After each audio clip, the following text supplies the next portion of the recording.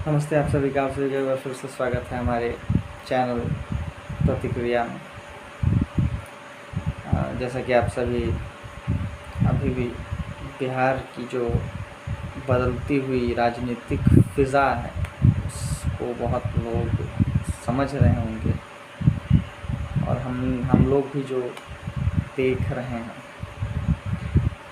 और हम दावा नहीं कर रहे हैं कि ये कितना सच है नहीं है, बट कुछ मंद बीजेपी के नेता भी मुस्कुरा रहे हैं, क्योंकि सुगबुगाहट है कि नीतीश जी फिर से पलटने वाले हैं।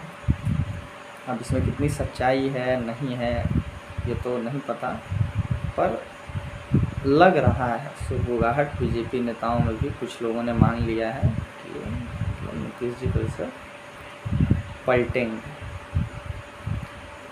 तो वैसे वो उनका रहा है, वो पहले बीजेपी के साथ सरकार में थे, फिर उन्होंने पलटी मारा और फिर आरजेडी के साथ 2015 का चुनाव लड़ा, फिर उसमें उनके आरजेडी के साथ जनाधार मिला, उसके बाद वो सरकार बनाया, फिर 2017 में फिर पलटी मार के बीजेपी के साथ फिर से मिल गए, 2020 का चुनाव बीजेपी के साथ लड़ा, और फिर 2022 में फिर से पलटी मार के चले गए आरजेडी के साथ, और अभी आरजेडी के साथ सरकार में, और फिर मतलब इंडिया गठबंधन बना और पीएम फेस मोदी के खिलाफ 2024 में एक बड़ा चेहरा, इसकी बातें की गई।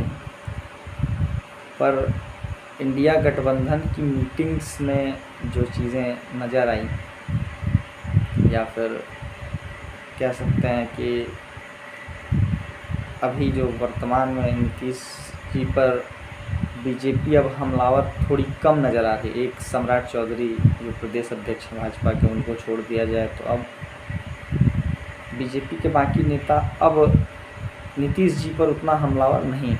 वो सरकार पर हमलावर, और नीतीश जी पर कोई टिप्पणी उस तरह की नहीं कर रहे हैं जैसी वो पहले कर रहे थे। तो मतलब अंदर कुछ सुगबुगाहट है कि क्या वो फिर से पलट सकते हैं। तो अगर मान लेते हैं अगर वो पलटते हैं फिर से, तो उन नेताओं का क्या होगा जो बीजेपी के साथ जुड़े थे नीतीश जी की खिलाफत करके। हम आज 5 उन नेताओं की बात करने जा रहे हैं जिनका तो भविष्य हो सकता है अधर में लटक जाए। सबसे पहले हम बात करते हैं चिराग पासवान की, जो कि नीतीश जी से उनकी मतलब अदावत 2020 के चुनाव से ही नज़र आ रही है। उन्होंने नीतीश जी से ही का ही विरोध किया और गठबंधन से अलग होकर अलग से चुनाव लड़ा, और नीतीश जी की पार्टी को सबसे ज़्यादा डैमेज किया, जिसके बाद आरोप है कि फिर नीतीश जी ने उसका बदला लिया उनकी पार्टी और परिवार तोड़ के। फिर नीतीश जी से जब गठबंधन टूटा तो एनडीए के करीब चिराग पासवान है, अभी एनडीए में चिराग पासवान शामिल है। तो उनका क्या होगा भविष्य, चिराग पासवान जी का क्या भविष्य होगा। वो जो एक माना जा रहा था कि अब बीजेपी का सबसे क्लोज अलायंस अगर कोई किसी पार्टी के साथ होगा तो चिराग पासवान की पार्टी के साथ होगा, और वो तो यहाँ तक कहते हैं कि चारों तरफ घोटाला है, नीतीश जी को जेल भिजवा के रहेंगे। तो क्या वो सहज रह पाएंगे नीतीश जी के वापस एनडीए में लौटने से? क्या नीतीश जी वो सहज रह पाएंगे चिराग पासवान के साथ एनडीए गठबंधन? तो एक बड़ी बात है। और दूसरी हम आते हैं, बात करते हैं उपेंद्र कुशवाहा की। उपेंद्र कुशवाहा ही पहले वो व्यक्ति हैं जिन्होंने नीतीश जी को प्राइम मिनिस्टर कैंडिडेट कहा कि वो हैं। उस समय वो बात अलग है कि उस समय वो जेडीयू में थे, जेडीयू संसदीय बोर्ड के अध्यक्ष थे। उन्होंने कहा, और फिर जब आरजेडी के साथ सरकार बनी तो फिर उन्होंने नीतीश जी का विरोध कर दिया, इस बेसिस पे नीतीश जी अपनी विरासत आरजेडी को सौंपने की बात उन्होंने कर दी। और उनका कहना था कि लोग में भय है, डर है, नीतीश जी अपनी विरासत सौंप के गलत करेंगे। तो इसके ग्राउंड फिर उन्होंने नीतीश जी का विरोध, फिर नीतीश जी ने भी कह दिया कि जिसको जहाँ जाना है जा सकते हैं, हमने रोका थोड़ी ये है। फिर उपेंद्र कुशवाहा ने अपनी नई पार्टी बनाई और फिर वो एनडीए के साथ चल गया। तो फिर अब उनका भविष्य क्या होगा? नीतीश जी फिर से पलटी मार के आ जाते हैं। तीसरे नेता हैं आरसीपी सिंह जी।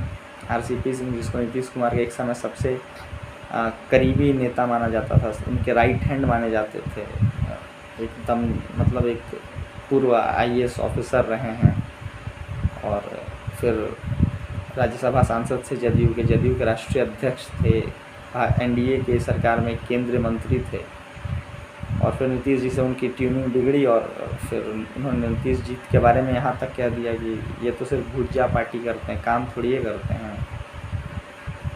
तो नीतीश जी को उन्होंने भी हमलावर किया और फिर वो NDA और भाजपा में शामिल हो गया RCP सिंह जी।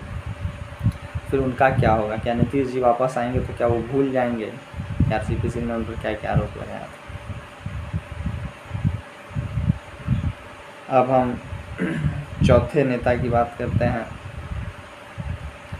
जो है जीतन राम मांझी इंडिया गठबंधन में शामिल होना चाहते थे, पर उनका आरोप है कि नीतीश जी चाहते थे कि वो अपनी पार्टी का विलय जदयू में करने, जिसके लिए जीतन राम मांझी तैयार नहीं थे।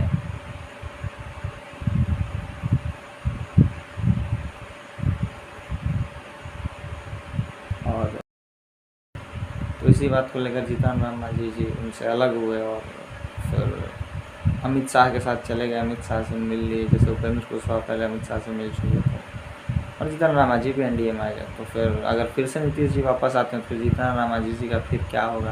कहीं 17 वाला हाल तो नहीं होगा? फिर 17 में उपेंद्र कुशवाहा और जीतन राम मांझी का हुआ था नीतीश जी जब लौटे थे।